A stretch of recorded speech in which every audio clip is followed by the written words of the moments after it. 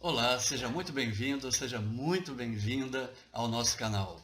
Hoje eu trago aqui uma matéria, um assunto muito importante, talvez um dos mais importantes dessa lista de aulas que eu tenho preparado para vocês. É claro que todas têm a sua importância, mas essa daqui é fundamental, juntamente com a criação da tese. Essa aqui é fundamental, porque vai falar justamente do parágrafo de argumentação, aquele em que você vai trazer os elementos, trazer o seu poder de convencimento para que quem está lendo valide aquilo que você escreveu. Então, fiquem até o final, assistam tudinho, até o último segundo. Mas antes, dá uma clicadinha aí no like, dá uma clicadinha no sininho para que vocês recebam as notificações. Se você está inscrito, ok, maravilhoso, parabéns, muito obrigado. Se ainda não se inscreveu, se inscreve agora.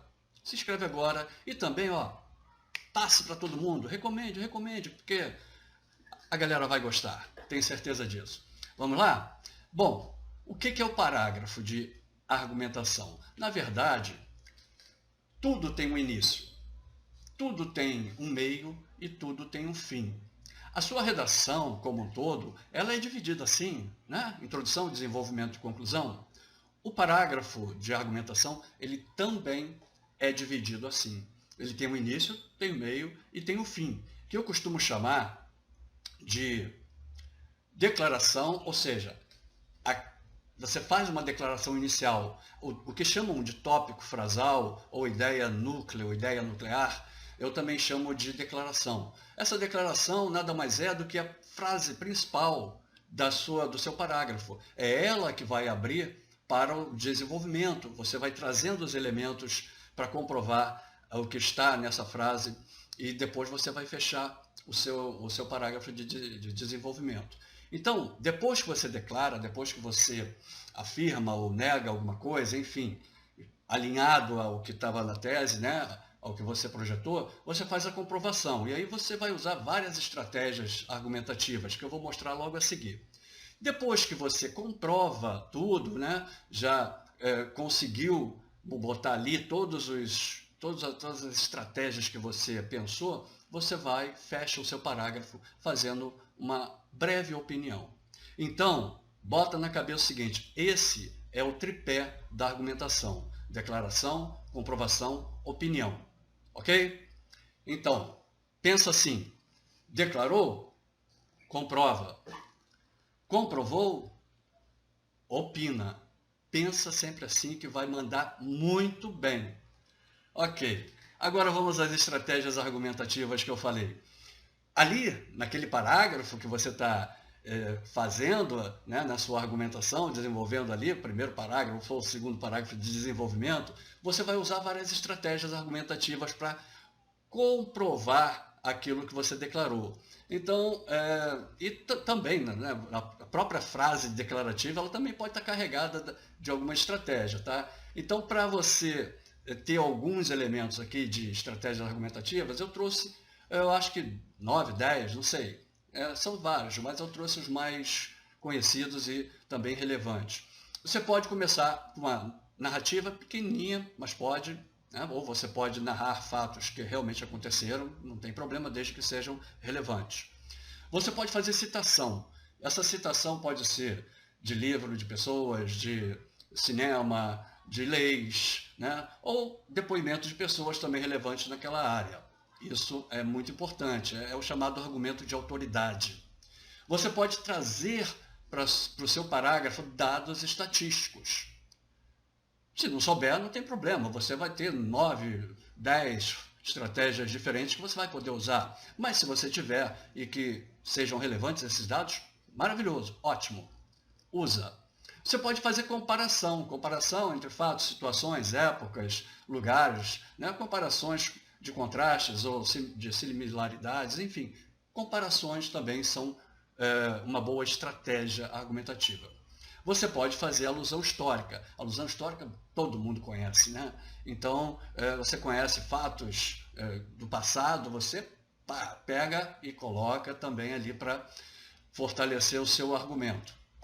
Você pode fazer uma relação de causa e consequência. Ora, tudo acaba tendo essa relação, né? Uma ação gera um efeito. Então, se algo gera alguma coisa, eu estou falando de uma relação de causa e consequência. Você pode também trazer exemplos que sejam relevantes, não pode ser um exemplo do bairro ali, da rua, não, exemplos relevantes socialmente. Que, se você conhece algum naquele momento, para aquele uso específico, mandou bem também. Você pode fazer uso de pesquisas. Se você conhece algum tipo de pesquisa que tenha tratado do assunto, maravilhoso. E você pode usar fatos comprováveis, fatos que realmente as pessoas, se forem buscar lá no Google, vão achar. Então, tem aí um monte de estratégias argumentativas que vocês vão poder usar quando quiserem. Eu trouxe uma redação, na verdade, eu trouxe 2 parágrafos argumentativos de um aluno que recebeu nota 1000 no ano passado. Então, vamos ver como é que ele fez, como é que ele olhou isso daí, e trazendo para aquela ideia do tripé da argumentação, como é que ele dividiu. Ok? Vamos lá. A redação foi essa, né? Na verdade, aí é o primeiro parágrafo. O tema era democratização do acesso ao cinema no Brasil. Eu peguei uma parte ali, onde está escrito encaminhamento, aquilo dali é uma parte da introdução onde já está a tese. E aí ele faz o encaminhamento para os 2 argumentos que ele vai desenvolver lá no meio, né, nos parágrafos de argumentação. Então, ele encaminhou assim, no contexto brasileiro atual, o acesso a essa forma de arte não é democratizado, o que prejudica a disponibilidade de formas de lazer à população. Esse problema advém, aí ele projeta, encaminha os 2 argumentos, da centralização das salas exibidoras em zonas metropolitanas, que é inclusive este parágrafo de desenvolvimento, e do alto custo das sessões para as classes de menor renda. Então, neste parágrafo aí, ele vai ter que falar sobre a centralização das salas nas zonas metropolitanas. Vamos ler. Primeiramente, o direito ao lazer está assegurado na Constituição de 1988, mas o cinema, como meio de garantir isso, não tem penetração em todo o território brasileiro. O crescimento urbano, no século XX, atraiu as salas de cinema para as grandes cidades, centralizando progressivamente a exibição de filmes. Como indicativo desse processo, há menos salas hoje do que em 1975, de acordo com a Agência Nacional de Cinema, Ancine. Tal fato se deve à falta de incentivo governamental, seja no âmbito fiscal ou de investimento, à disseminação do cinema, o que ocasionou a redução do parque exibidor interiorano. Sendo assim, a democratização do acesso ao cinema é prejudicada em zonas periféricas ou rurais. Esse texto foi feito por Gabriel Merli em 2019, ano passado. Vamos ver como é que ele dividiu isso em declaração, comprovação e opinião? Vamos lá. Na declaração, ele usou logo a primeira frase. Primeiramente, o direito ao lazer está assegurado na Constituição de 1988. Vejam que já aqui ele traz uma estratégia argumentativa. A citação, ele citou a Constituição. Mas o cinema, como meio de garantir isso, não tem penetração em todo o território brasileiro. Depois, a comprovação dele. Vamos ver quais estratégias que ele usou. O crescimento urbano no século XX, já tem aí uma alusão histórica, atraiu as salas de cinema para as grandes cidades. O crescimento atraiu, existe uma relação de causa e consequência. Então, centralizando progressivamente a exibição de filmes. Como indicativo desse processo, há menos salas hoje do que em 1975. Está aí uma comparação, né? Entre épocas diferentes. De acordo com a Agência Nacional de Cinema. Aí ele trouxe uma citação, citou a agência, a fonte desses dados. Tal fato se deve à falta de incentivo governamental. Mais uma relação de causa e consequência, né? Por falta de incentivo governamental é que isso acabou sendo gerado. Então, a disseminação do cinema, o que ocasionou a redução do parque exibidor interiorano. Deu para perceber como é que ele usou várias estratégias e um parágrafo só ele conseguiu usar 6, né? Uma lá na declaração, 5 aqui. Agora ele vai fechar o raciocínio dele. Ele vai trazer a opinião. Sendo assim, a democratização do acesso ao cinema é prejudicada em zonas periféricas ou rurais. Certinho, né? Bonitinho. Vamos agora ao segundo parágrafo de desenvolvimento dele. Então, como eu disse lá no encaminhamento, o que está em amarelo seria o argumento que ele usou no segundo parágrafo de argumentação. Ele diz assim: ademais, o problema existe também em locais onde há salas de cinema, uma vez que o custo das sessões é inacessível às classes de renda baixa. Isso se deve ao fato de o mercado ser dominado por poucas empresas exibidoras. Conforme teorizou inicialmente o pensador inglês Adam Smith, o preço decorre da concorrência. A competitividade força a redução dos preços, enquanto os oligopólios favorecem seu aumento.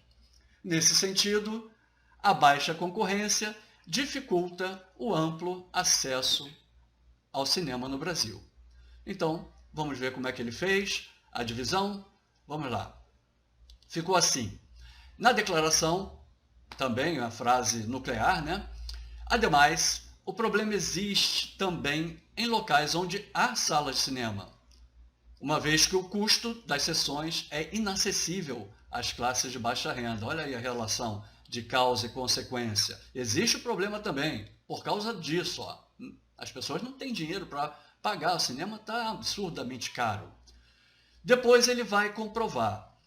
Então vamos ver como é que ele desenvolveu essa comprovação. Isso se deve ao fato de o mercado ser dominado por poucas empresas exibidoras. Ponto. Isso aqui já é um fato comprovável. Você pode buscar no Google, pode buscar nas fontes do governo, que você, na Ancine mesmo, você vai, de repente, chegar a esse resultado aí. Conforme teorizou inicialmente o pensador inglês Adam Smith, aqui ele traz uma citação: o preço decorre da concorrência. Ó, uma relação de causa e consequência aí. Ó. A competitividade força a redução dos preços, ou seja, uma coisa leva a outra, enquanto os oligopólios favorecem seu aumento. E aqui ele, para finalizar essa parte, ele ainda faz uma comparação, né? A questão da competitividade com os oligopólios. Enquanto a competitividade força a redução, os oligopólios, eles têm aumento com relação a isso. Por fim, ele vai dar a opinião dele, fechando esse parágrafo também. Nesse sentido, a baixa concorrência dificulta o amplo acesso ao cinema no Brasil. Então, viu? Rapidamente nós conseguimos desvendar os mistérios da argumentação. Eu trouxe para vocês 9 ou 10 estratégias argumentativas, mostrei o tripé da argumentação, mostrei como essas estratégias são usadas, como elas são distribuídas ou podem ser distribuídas. Agora fiquem à vontade, julguem usar quaisquer que vocês quiserem, aquelas que forem melhores para aquele momento, mas usem e abusem dessas estratégias argumentativas. E nunca se esqueçam do tripé da argumentação. Declarou? Comprovou? Opinou? Gente, um grande abraço para todos vocês. Até a próxima. Um grande beijo. Até semana que vem.